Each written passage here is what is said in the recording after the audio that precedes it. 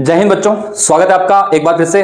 आज हम कक्षा 12वीं का जो है गॉस थ्योरम यानी कि गॉस प्रमेय जो है उसके अनुप्रयोग के अंतर्गत आज हम पढ़ने वाले हैं। एक समान आवेशित अनंत समतल चादर के कारण विद्युत क्षेत्र की तीव्रता, किसी बिंदु पर विद्युत क्षेत्र की तीव्रता निकालेंगे। एक समान आवेशित अनंत समतल चादर के कारण विद्युत क्षेत्र की तीव्रता। देखिए, एक चादर है ए बी सी और डी, है ना। हम ऐसा मानेंगे एक समतल चादर है और इसकी जो लंबाई है वो अनंत है, मतलब इसकी लंबाई बहुत अधिक है, अनंत है। और ये एक समान आवेशित है, मतलब इसका जो क्षेत्रफल है, इसके प्रत्येक क्षेत्रफल पर, मतलब इसके प्रति एकांक क्षेत्रफल पर, प्रति एकांक क्षेत्रफल पर आवेश पृष्ठ घनत्व कितना है? तो आवेश पृष्ठ घनत्व है सिग्मा, और सिग्मा का मान होता है क्यू बटे ए, आवेश बटे क्षेत्रफल। ठीक है, तो इसका जो पृष्ठीय आवेश घनत्व सिग्मा बराबर है क्यू बाई ए। ठीक, एक समान रूप से इस पे आवेश रहते हैं। हमें इस अनंत लंबाई की समतल चादर के कारण विद्युत क्षेत्र की तीव्रता निकालनी है। तो हम क्या करते हैं, हम निकालेंगे इस चादर को हम कुछ इस तरीके से मानेंगे, जैसे ये जो पुस्तक है, ये पुस्तक इस प्रकार से, ये आपकी समतल अनंत लंबाई की समतल चादर है और इसके एक तरफ या दूसरी तरफ, दोनों तरफ हम क्या निकाल सकते हैं? विद्युत क्षेत्र की तीव्रता। तो विद्युत क्षेत्र की तीव्रता का परिमाण कितना होगा ये हम निकालेंगे।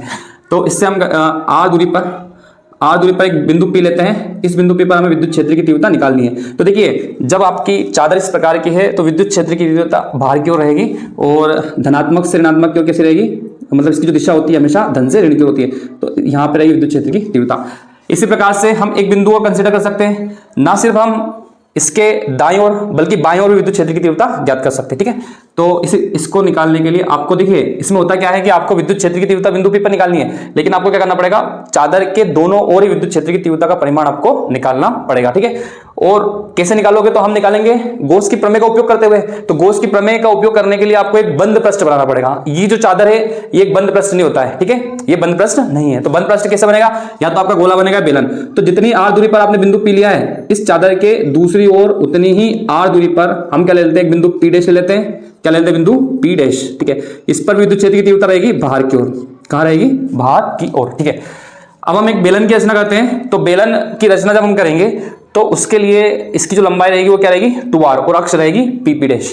पीपी डैश क्या है? पीपी डैश तो है अक्ष, और 2r क्या हो जाएगी? तो 2r हो जाएगी इसकी लंबाई। तो 2r लंबाई का एक बेलन बना लेते हैं। तो 2r लंबाई का एक बेलन हम कुछ इस तरीके से बनाएंगे।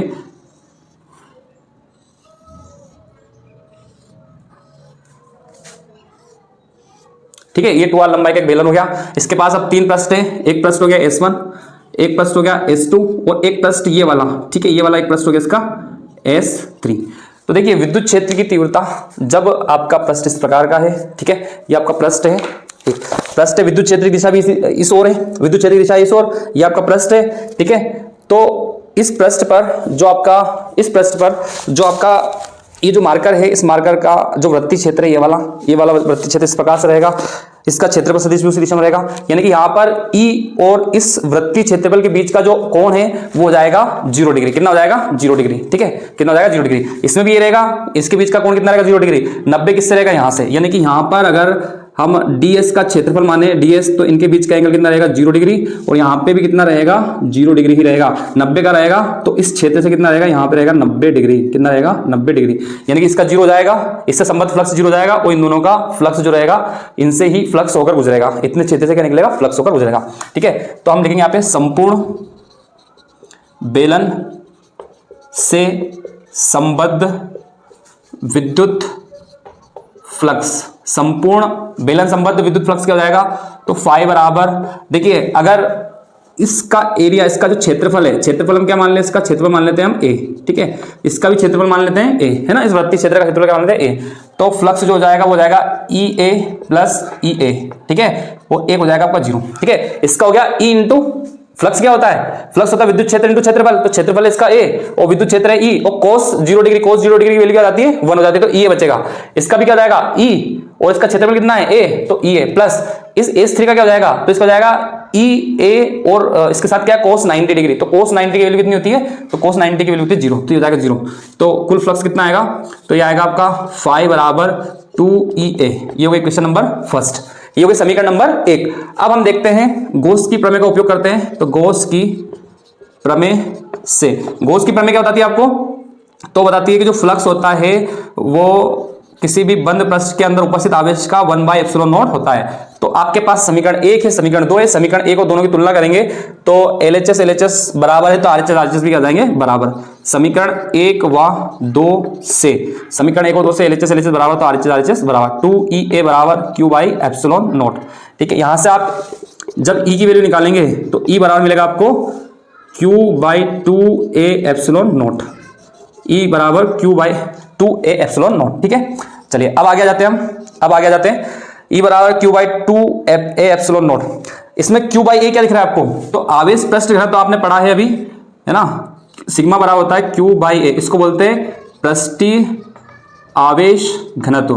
पृष्ठीय आवेश घनत्व हम इसे बोलते हैं पृष्ठीय आवेश घनत्व, सिग्मा बराबर Q/A। तो जहां पे Q/A है वहां पे हम रख देते हैं सिग्मा। तो E बराबर Q/A हटा के क्या रख देते हैं सिग्मा। तो यहां पे जाएगा सिग्मा बटे 2ε0। तो बच्चों यही इसका जो है, यही आवश्यक सूत्र है।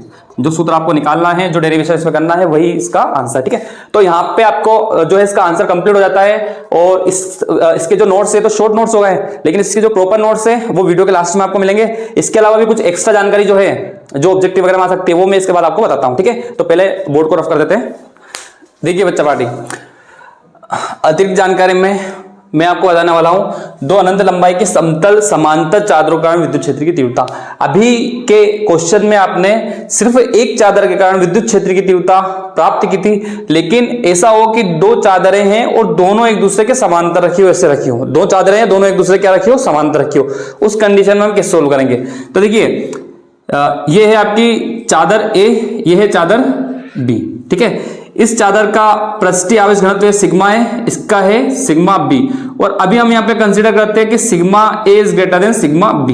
इसका मतलब यह हुआ कि इसके प्रति एकांक क्षेत्रफल पर आवेश की मात्रा अधिक है किससे, और वो अधिक है आपके B वाली चादर से। मतलब इसके प्रति एकांक क्षेत्रफल पर आवेश घनत्व की जो मात्रा है उससे A पर जो है आवेश घनत्व की मात्रा क्या है, ज्यादा है। ठीक है, मतलब इसके प्रति एकांक क्षेत्रफल आवेश अधिक है, इसके प्रति एकांक क्षेत्रफल पर आवेश कम है। ठीक है, ये एक को ज्यादा और एक को कम करके सोल्व कर रहे हैं, हम दोनों को बराबर करके भी सोल्व कर सकते हैं। ठीक है, तो ध्यान से देखिए, इसमें 3 बिंदु हैं, दो चादर रखी हुई है, दो चादर ऐसे रखी हुई है, एक बिंदु इधर है P, एक बीच में Q और एक है R। तो इन पर विद्युत क्षेत्र की तीव्रता का सूत्र क्या होगा? ध्यान से देखिए, बिंदु P पर विद्युत क्षेत्र की तीव्रता, तो ये बिंदु P है, बिंदु P A चादर के बाईं ओर है, B चादर के भी क्या है, बाईं ओर। तो आप याद रखिए विद्युत क्षेत्र की तीव्रता जो अगर हमने इधर धनात्मक ली है तो इधर क्या होगी, ऋणात्मक। ठीक है, तो ध्यान से देखिएगा, A के बाईं ओर और B के बाईं ओर दोनों के लिए क्या रहेगा, ऋणात्मक। बिंदु P का है, A के भी बाईं ओर और B के भी क्या है, बाईं ओर। तो यहाँ पे विद्युत क्षेत्र की तीव्रता जो है आपने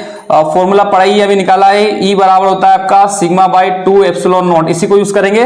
तो देखिए पहली चादर का कारण क्या हो जाएगा, तो जाएगा सिग्मा A डिवाइड बाई 2ε0, लेकिन कैसा रहेगा, नेगेटिव, क्योंकि चादर के इस तरफ है बिंदु P बाईं ओर अगर है, बाईं ओर है तो आपको क्या लेना है, ऋणात्मक लेना है। तो ये हो गया प्लस।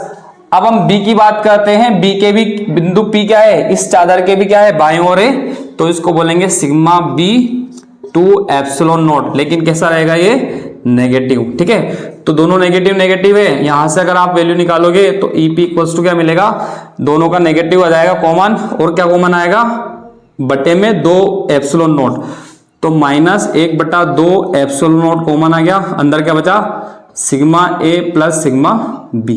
ठीक है, मैथमेटिकली हमने सोल्व कर दिया। अब बात करते हैं बिंदु P पर विद्युत क्षेत्र की तीव्रता। बिंदु Q पर विद्युत क्षेत्र की तीव्रता, Q कहाँ है, दोनों के बीच में। तो देखो A के तो दाएं ओर है और B के बाएं ओर, तो B का फॉर्मूला नेगेटिव रहेगा और A का क्या रहेगा, पॉजिटिव।